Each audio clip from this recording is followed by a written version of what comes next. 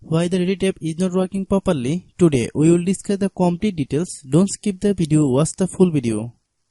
Hello guys and welcome back to my YouTube channel Shaem Tech Video. Today I will discuss how to fix Reddit app unfortunately has stopped error.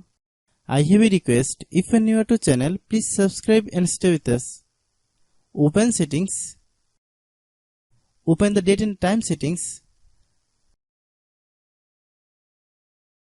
Tap set time automatically to reset time to whatever location you are currently at. Click back. Click about device. Click storage. Then click clean up. Click clean. Click back. Click apps. Click app management.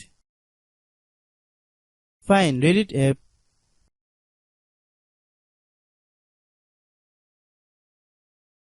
Click Reddit app. Click storage use. Click clear cache. Then click clear data. If you clear data, you will need to relog into your account. Then click delete. Then open Google Play Store. Then search Reddit app. Click Reddit app. If you get any update, please update. Hope your issue is resolved. If anyone still has problem, it might be server problem. Please try again after a while. Hope you understand.